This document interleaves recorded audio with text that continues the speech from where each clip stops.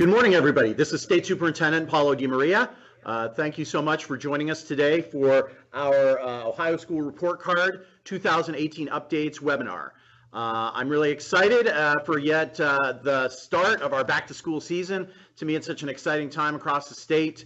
Lots of places are opening new buildings and kids are going to be in new settings.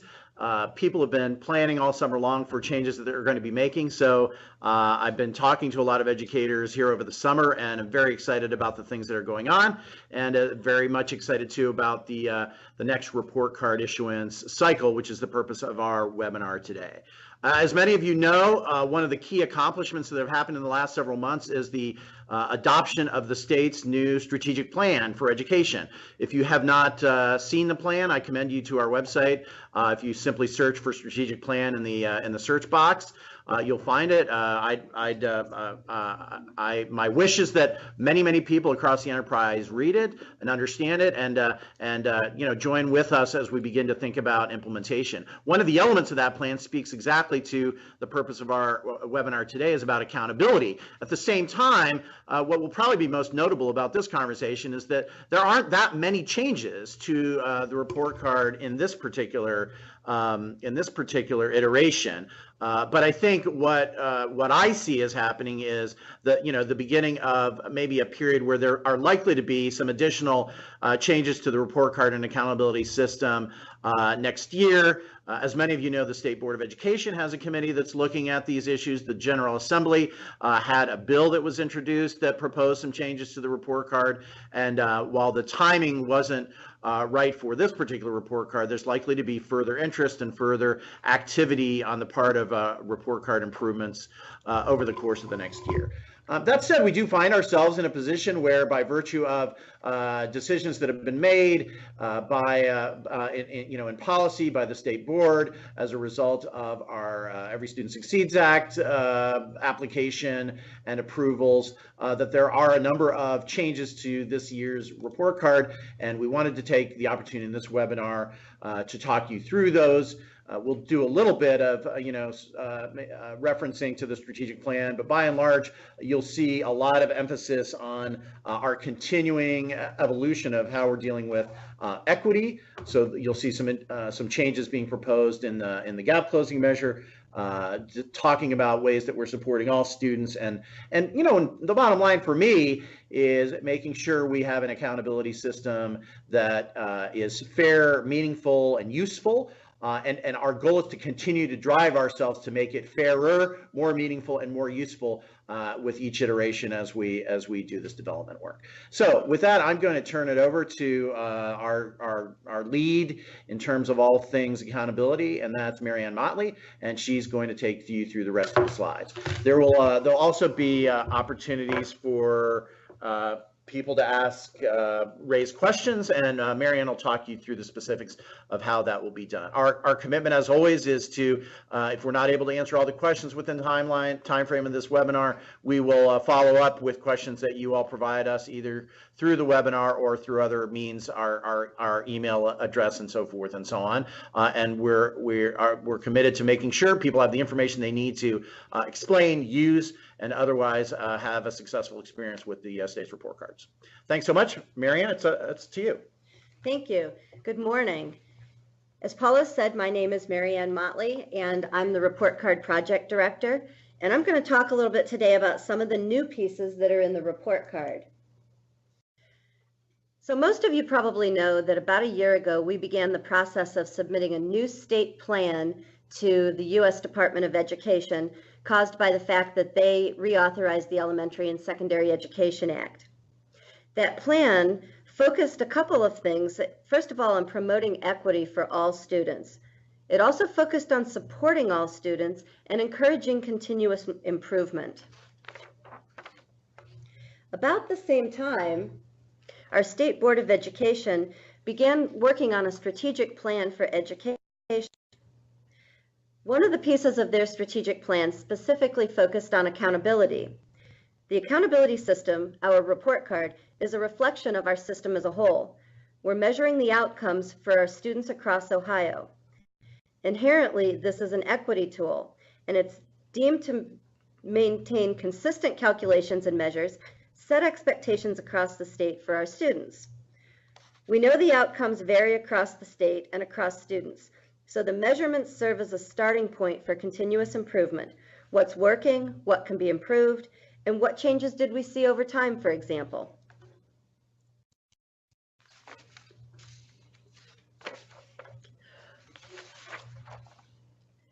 What you see on the screen now are the 4 equal learning domains that are the keystone to our strategic plan. These 4 learning domains are designed to serve the whole child. Now, how is this done? What we want to talk about today is the report card and some of the changes that you're going to see on the 2018 report card. So let's begin at looking at some of the new subgroup reporting requirements.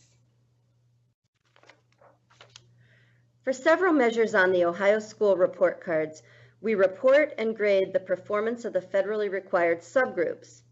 All students are broken down by race, ethnicity, economic disadvantage, English learners, and students with disabilities. New requirements in the Every Student Succeeds Act also report the achievement and performance measures broken out by the subgroups shown here on the screen. It's important to understand that these are report-only measures. They are not factored into the letter grades that you would see for your annual measurable objectives or gap closing component.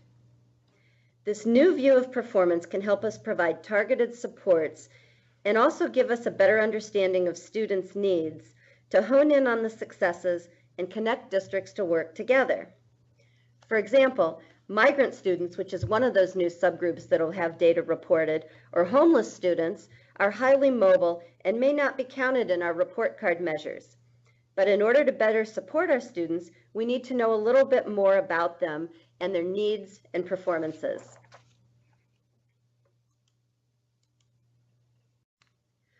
Moreover, there's a lot of work going on across the agency and school districts to reduce barriers and better support all students.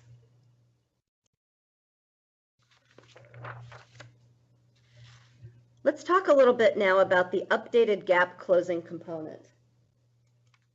As you know, the gap closing component has been a mainstay on Ohio's school report cards for many, many years. It began with No Child Left Behind and has continued under the Every Student Succeeds Act.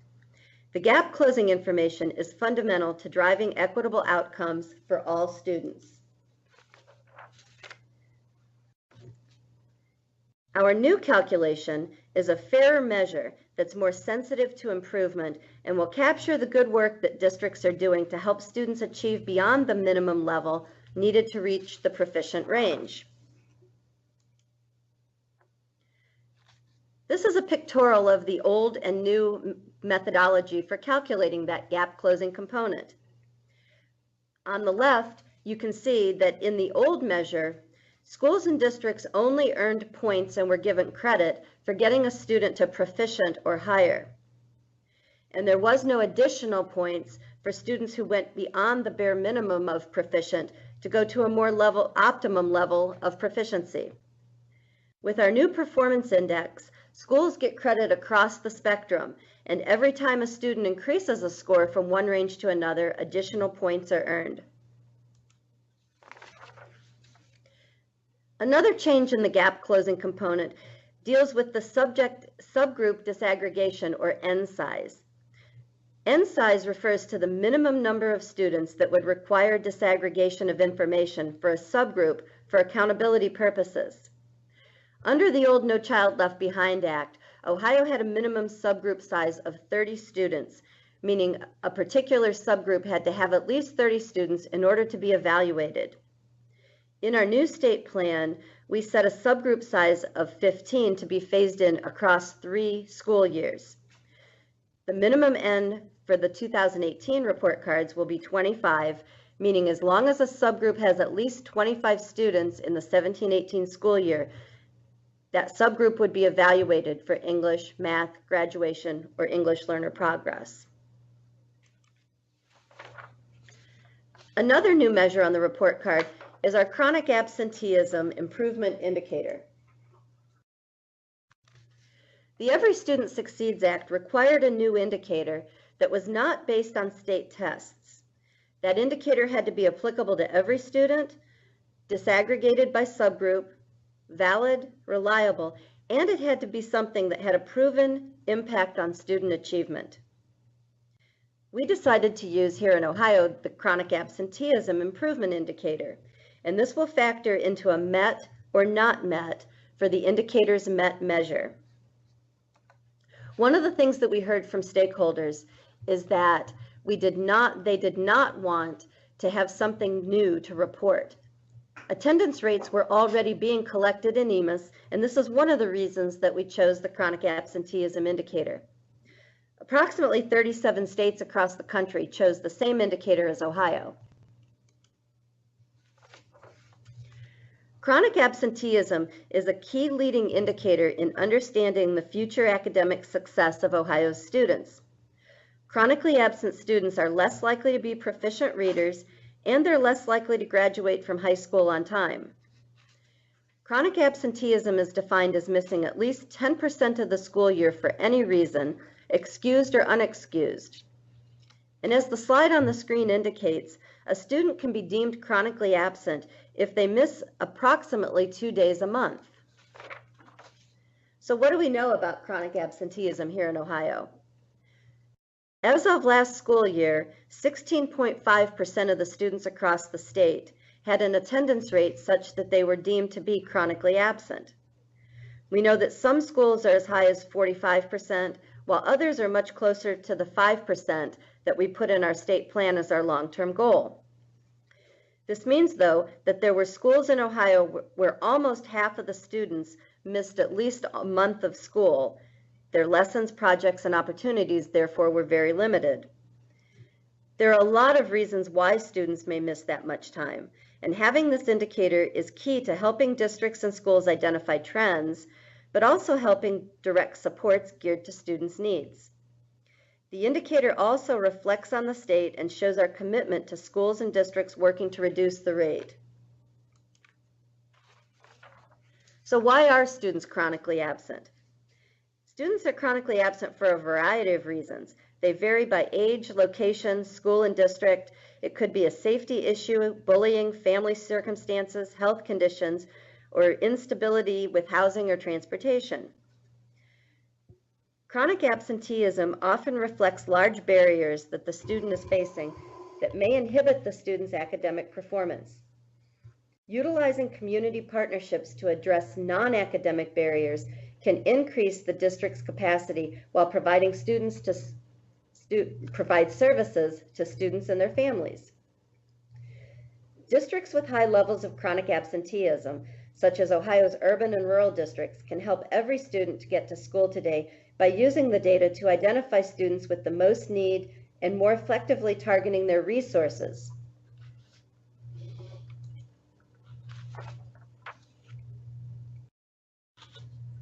As you can see from the screen, this is one of the studies that Ohio performed that shows that there is an inverse correlation. The higher the chronic absence rate, the lower the overall performance because of students being chronically absent. One of the requirements of ESSA is that it needs to have a proven impact on student achievement, which is one of the things that we believe working with chronic absence will do. So how is the chronic absenteeism indicator met? We're looking at this through a continuous improvement lens as a way to meet the indicator based on where a school or district is starting with its absenteeism percentage. There are 2 improvement standards that allow for attainable improvement for all schools and districts, regardless of the baseline or prior year rates. This emphasis is to highlight the data and provide crucial supports to students in an effort to increase achievement.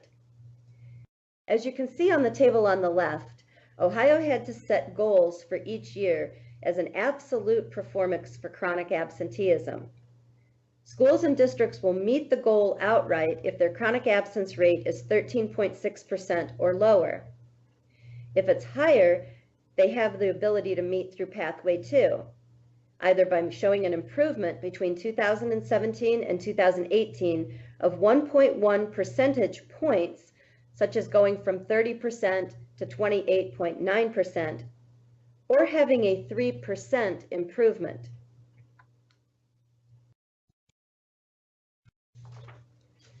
Another new indicator is the end of course test improvement indicator. Students can retake end of course tests to gain required points for their 18-point Ohio State test graduation pathway. And we know that a lot of students are retaking those tests. In prior years, those retaken tests for students who did not previously score proficient were included in the individual subject indicators. Beginning in 2018, we're going to have an indicator of its own called the end of course improvement indicator. In the example on the screen, you can see when the retakes are included in blue, the percent of students scoring proficient is a little lower in almost all cases. But if we look at just first-time test takers in green, you can see a true percentage of students taking that test for students scoring proficient.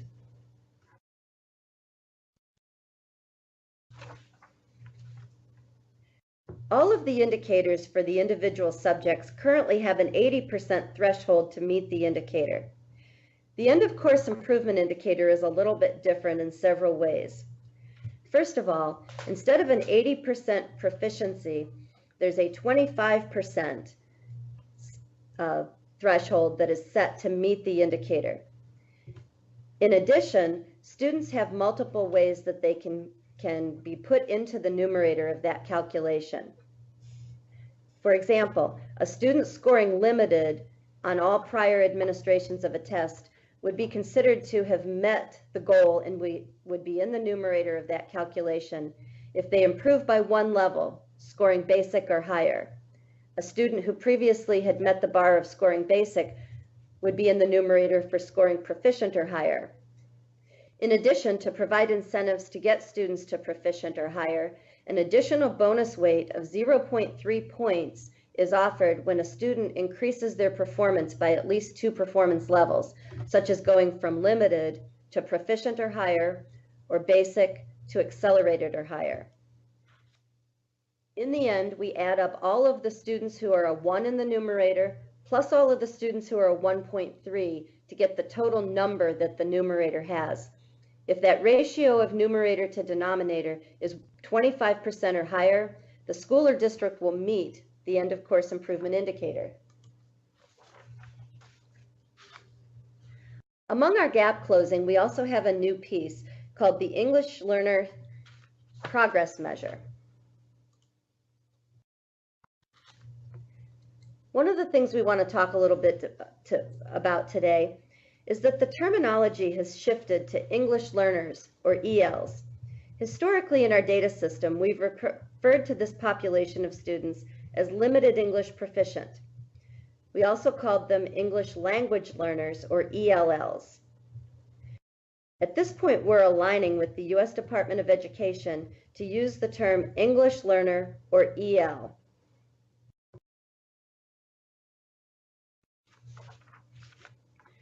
Our new English learner measure will be part of the gap closing component. And the way it works is that students take the Ohio Test of English Language Proficiency, or the OELPA test. The first time that a student takes that test, we use their grade and the number of points to assign an improvement point of either 1 or 2 points per year. As you can see from the example on the screen, a student in grade 4 or 5 who scored between 4 and 7 points on their first OELPA test would be expected to have an increase of 2 points per year, such as going from a 5 to a 7 or a 6 to an 8.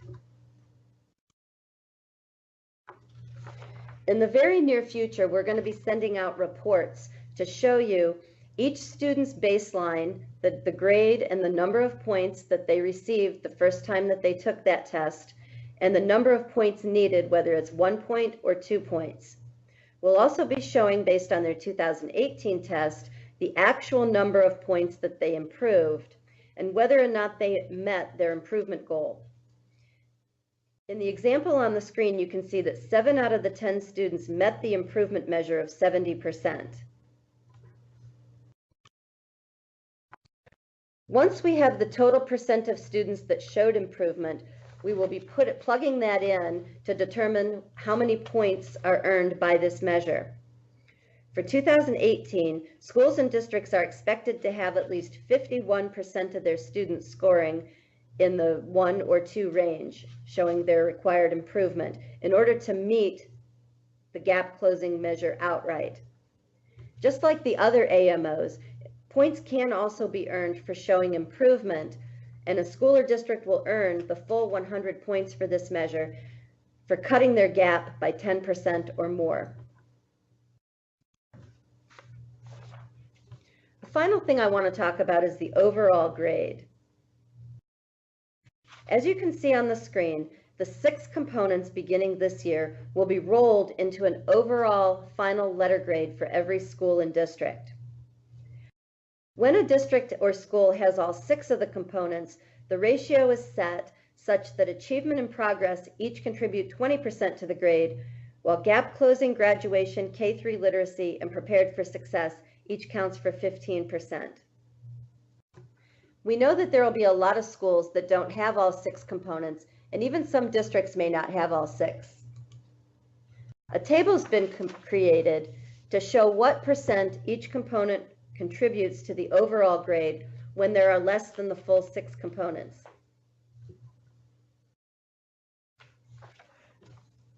Points are assigned to each component, and then they're multiplied by the weight that that component contributes. The final points are summed and then plugged into the table that you can see on the screen to issue the final letter grade.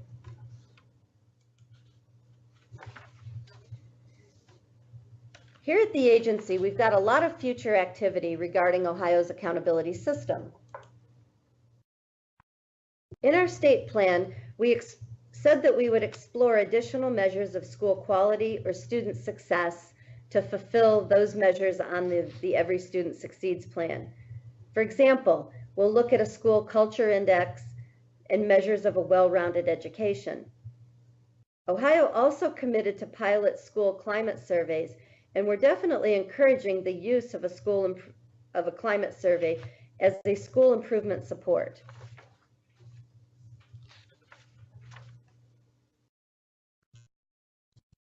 As I conclude my remarks today, we want to remind you that there are a lot of resources that exist for readers to understand the new measures and the existing pieces of Ohio's accountability system. If you visit education.ohio.gov and search the keyword report card resources, there's a whole series of report card technical documents and other pieces of information to help understand the report card. In addition, we have an accountability mailbox that can be used if you have questions about Ohio's report card. The address is accountability@education.ohio.gov. And if you have any questions about today's report card, you can go ahead and put them in the accountability mailbox and we will respond. Welcome to this presentation of Fiscal Year 19 grant updates for the Early Childhood Education Grant. Today's presenters are Janine Kale, the Assistant Director, and Aaron Bagley and Amy Parker from the Office of Early Learning and School Readiness. The agenda for this presentation will include a discussion of the grant purpose, general updates and reminders, eligibility updates and reminders, budget updates and reminders, a timeline and checklist, reporting updates and reminders, and resources. Early childhood education grants provide high-quality early learning preschool services in order to prepare children for success in kindergarten. The purpose of the grant is to maximize a child's early educational experiences before kindergarten and provide high-quality early learning services to eligible children. Preschool programs funded through this grant must be comprehensive and designed to meet the needs of eligible children prior to kindergarten. Grant funds must advance a high-quality educational program for preschool and promote academic achievement using developmentally appropriate practices. We want to remind you about a few of the general things found in our grantee manual. Programs must provide and document a minimum of 12.5 hours of service per week for the minimum school year as defined in Ohio Revised Code, which is 455 hours. The program should develop a written schedule that details start and stop dates and the specific 12.5 hours per week funded by the ECE grant. If a program closes due to a calamity day or other unforeseen emergency condition, and it causes the program to fall below the minimum number of required annual hours, the hours must be made up.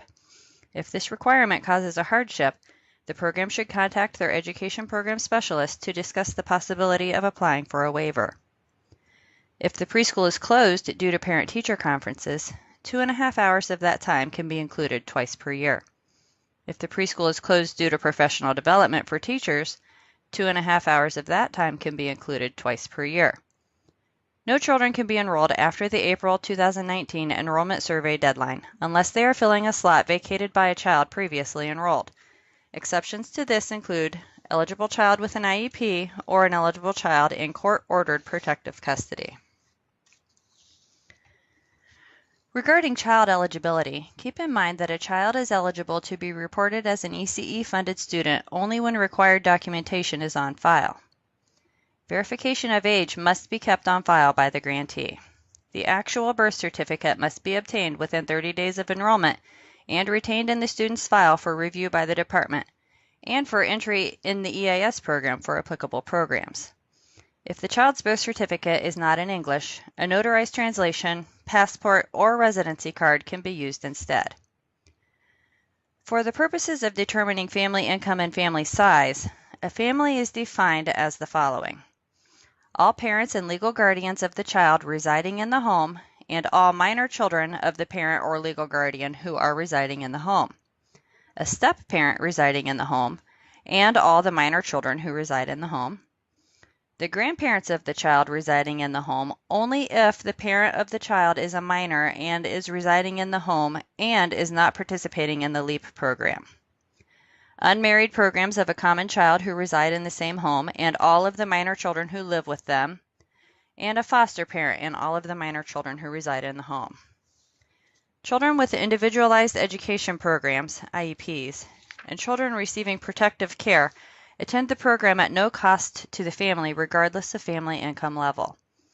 It is not necessary for the families of children with an IEP or those who are receiving court-ordered care as part of a family with a case plan with the Children's Services Agency or Child Protective Services to provide income documentation or to complete page 3 of the JFS 01121. A copy of the court order or IEP will suffice in place of page 3. Budget updates and reminders. The Governance Administration category is meant for supervisory employees whose grant-specific work, such as program oversight and/or direct program supervision, can be identified and tracked directly as an allowable and beneficial grant expense. For an employee whose work is not dedicated 100% to the grant, detailed activity reports must be kept that show time and activities the employee performed on each day. The appropriate percentage must be calculated and can be charged to the grant accordingly, up to the maximum amount. Activity reports must be available upon request by the department. Total indirect and direct governance administrative costs cannot exceed 15% of the grant. The indirect costs category is used for expenditures related to fiscal operations, human resource functions, process management, along with directing and managing the operation of the organization. Indirect costs must be budgeted in Object 800.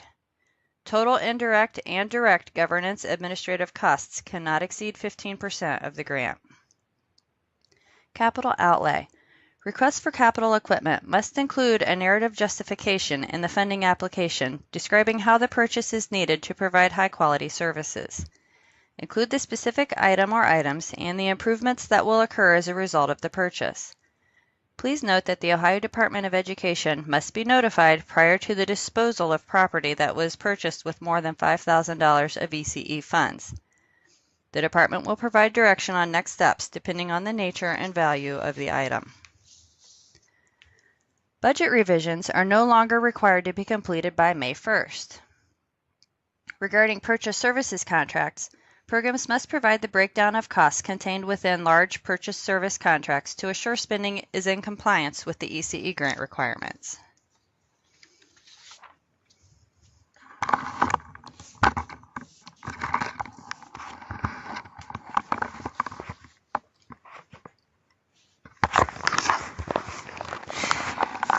For a list of available resources for meeting grant requirements, please go to www.education.ohio.gov and search Early Childhood Education Grant. Save and bookmark this site for all things ECE. Resources and forms are regularly updated, and there are several tutorials and documents to assist you with the various reporting systems.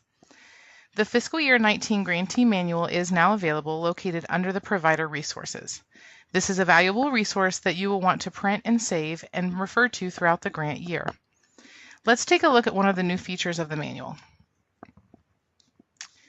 New this year, we have added a timeline and checklist to assist programs to know what tasks should be completed at various points throughout the grant year. This page can be found in the back of the Grantee Manual under Appendix A. Let's review the items from the timeline and checklist. During the summer months, please note the following. Programs will need to provide and document a minimum of 12.5 hours of service per week for the minimum school year as defined in Ohio Revised Code 3313.48, which is 455 hours. The program should develop a written schedule that details start and stop dates and the specific 12.5 hours per week funded by the ECE grant. A program may arrange to serve children through AM or PM or full day and part day options, as long as 12.5 hours a week are provided. The program must have a written sliding fee scale outlining tuition rates based on poverty level and private pay rates. The scale policy must be shared with families at the time of enrollment. Programs can elect not to charge tuition to ECE-funded children between 101% and 200% of the federal poverty level. However, this must be reflected on the sliding fee scale. The sliding fee scale must be applied consistently to all families enrolled who are receiving ECE funding. Prior to rating children's skills, knowledge, and behaviors, teachers are required to successfully complete the early learning assessment training. The required 2-day new teacher training and optional 1-day refresher training are currently being offered free of charge by Ohio State Support Team.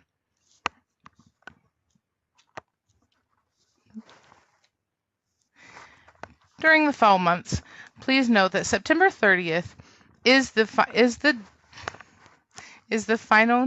deadline for the final expenditure report. This must be completed by each grantee. The FER must be submitted no more than 90 calendar days after the end date of the grant. For step-by-step directions to complete the final expenditure report, please access the final expenditure report tutorial guidance document. The provider application must be submitted by September 30th. Remember that this must be completed and approved prior to adding student applications. If the program has unfilled slots after October 1st, programs may apply for approval to fill remaining slots with children who were at least 3 years of age on October 1. The Child Eligibility Approval Policy for serving 3-year-old children outlines the policy and procedures the department will follow for approval. The deadline to submit the application for approval is October 15th, 2018. Please note, programs must make every effort to fill available slots with eligible 4-year-old children. Student applications must be completed for all early childhood education grant-funded children by October 31st, and within 30 days of enrollment for any child enrolled on or after October 31st. Enrollment end date must be entered when a child withdraws.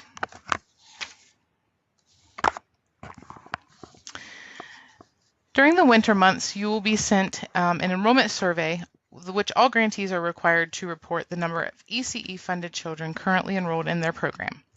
The information will be used to determine if unfilled slots should be reallocated to programs with the capacity to serve more children, in order to assure all available slots are used. It is expected that all slots are filled no later than December 1st. Income eligibility must be redetermined on an annual basis at either the time of enrollment or the beginning of the program year. Programs should not use income that was collected prior to February 1st of 2018.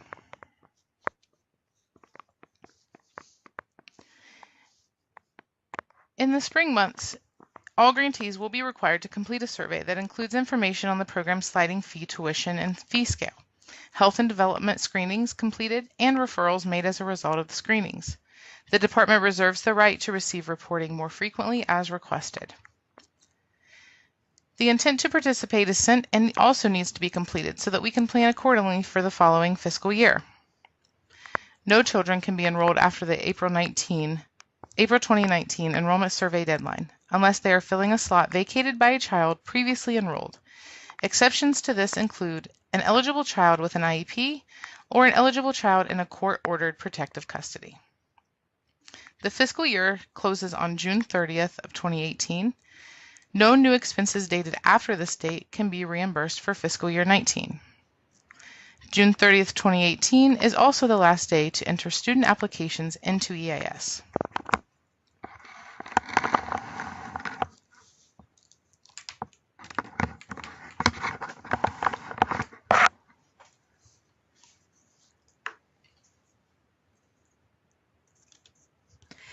We want to provide some important reminders regarding reporting requirements. The Department of Education uses two different data systems to report data. The first one is the Enterprise Application System, which is used by those early childhood education grantees who are licensed by the Department of Job and Family Services and also chartered non-public schools. The second system is the EMIS system, and that's used by public school districts, educational service centers, joint vocational schools, Department of Developmental Disability Programs, and community schools. Let's first begin by giving you some important reminders for those programs who enter their data using the Enterprise Application System, or EAS. All student applications are due by October 30th or 30 days after enrollment if a child is enrolled after the October 30th date. It is also important to remember that student attendance is required to be entered into EAS, and that must be completed monthly. The number of hours that you enter into EAS should only be those hours that the child is attending based on the early childhood education funding. If they attend additional hours using a secondary funding source, such as private pay tuition, Head Start, or publicly funded childcare through the Department of Job and Family Services, those hours should not be entered into the EAS system. It's also important to remember that early learning assessment scores are required to be reported for each child in the Enterprise Application System. The reporting window this year is open all year round, so programs can enter both their fall and their spring assessment scores at the same time. Those scores are required to be entered by no later than June 30th of 2019 for the fiscal year 19 requirement. Please also be reminded that all children who are enrolled in the ECE program must have ELA scores reported. If for some reason a child is not able to have a score reported, a reason code as to why the score is unavailable must be entered. The reason codes are available on either the Early Learning Assessment webpage, or they can be found in the Early Learning Assessment tutorial found on the administrator page of the Early Childhood Education Grants website. Now we want to give some important information to those programs who use EMIS to report their student level data. We do want to provide clarification because this year and in previous years we have had some confusion regarding how ECE funded children should be reported and who's required to report them. So we want to start by reiterating that only children who are funded using the Early Childhood Education Grant should be reported with an How Received code. So an example of this might be if you have a classroom where you have 20 children enrolled, 10 of those children are funded by the Early Childhood Education Grant, and 10 of them are funded by another funding mechanism. Only the 10 who are funded with the Early Childhood Education Grant should be reported with an How Received code. If you have questions regarding how the other children should be coded, please contact your ITC for additional assistance. We also want to remind programs that the child should be reported by the entity who is receiving the ECE funding directly from the Department of Education in order to support them. Again, we have had some confusion regarding this issue, and particularly around those programs who may be subcontracting with another entity. So for instance, if you're an ESC who's receiving the funding and you're subcontracting with a local school district in order to provide the services within the local school district's school building, it should still be the ESC who is reporting those children. We have had cases where both the ESC and the school district have reported the child, or the school district has reported the child. And in those cases, we are receiving inaccurate or duplicate data for the child. What this means is that program staff need to be working closely with their EMIS coordinators, and if you're a subcontracted agency, perhaps you need to also be working with the EMIS coordinator of the subcontracted agency to specify exactly which children are those that are receiving the ECE funding and how they should be reported by the ECE funded organization. We also want to share a word regarding student level data reporting. There are 3 student collection windows within EMIS. The first one is the beginning of the year collection, which will begin in the fall and run through December. The mid-year collection begins in January and runs through April. And the end of year collection begins in May and runs through July. It is the expectation that programs at the beginning of the year will begin entering student level data into EMIS regarding their ECE funded children. This year, for fiscal year 19, EMIS coordinators can anticipate Gen Issues checks that will be run throughout the program year beginning in the fall. Those checks will compare the number of children that are reported into EMIS by the ECE funded agency with the number that is anticipated by the department that would be reported. Initially, we will be using the funded allocated slot number as our number anticipated. Once the December and April enrollment surveys are completed by our program office, we will be using that number to look at the number of reported children versus the number of anticipated reported children to assure that the correct number of children are being reported into EMIS and that we have complete data on them. A note about that, we do know that there are some cases where a program may have all of their slots filled and all of the children reported, and then a child may leave the program and another child may be enrolled in order to take their place. In those cases, we do anticipate that there will be some programs that have slightly more children reported than they have slots allocated for, and this is perfectly fine, and we anticipate that that will happen.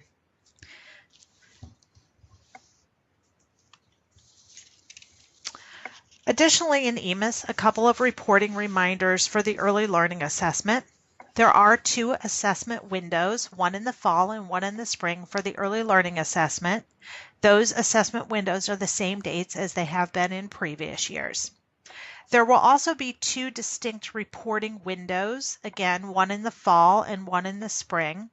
Those dates have not yet been determined as to when the reporting window will be open, so please make sure that you check on the EMIS webpage of the ODE website in order to determine the reporting windows. Those dates will also be posted on the Early Learning Assessment webpage once they have been determined. EMIS will be generating a missing kids report for any child who is coded with an How Received code as to how they entered the program and they do not have an ELA score reported. So again, if you are unable to obtain a score for a child who has been enrolled in your program as ECE funded, you do want to check the ELA webpage or our ELA tutorial in order to obtain those reason codes so that you are providing correct and accurate data regarding the early learning assessment.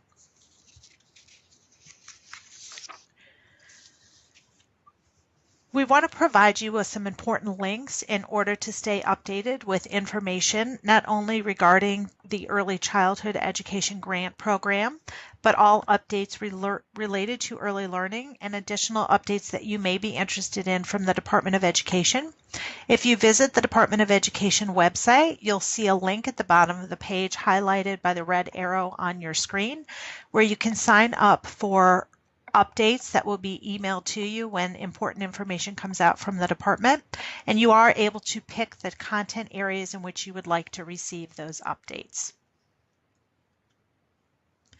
We also wanted to let you know that if you are changing any information regarding your grant, that we would like you to use the site location reporting form located on our website in order to report that information. This would be information regarding any changes to your grant contact information. So this would be either the person who's in charge of the program information or your fiscal contact. If you would like to move your allocated slots to a site where you have either not previously served any children, or you're increasing or decreasing the number of slots that you have allocated to a particular site, you would also use that same form, and you would submit that through CCIP as part of a budget revision. We also wanted to provide you with a map and contact information for our regional consultants. You can see on the left-hand side of the map of Ohio, we have Amy Parker, who is responsible for the pink shaded counties, and Aaron Bagley, who is responsible for the green shaded counties. So if you have not had an opportunity to meet them or talk with them, and you have questions regarding the Early Childhood Education Grant, you can find their contact information listed here. This information is also located on the Early Childhood Education website, on the ODE website. And so if you just search for Early Childhood Education, you'll come to our homepage. And on the bottom left corner of our homepage is a link to this map with the counties designated with their contact information. And then here again, you can find the contact information of the Early Childhood Education Grant staff. If you have additional questions and you'd like to email us, please feel free to do so.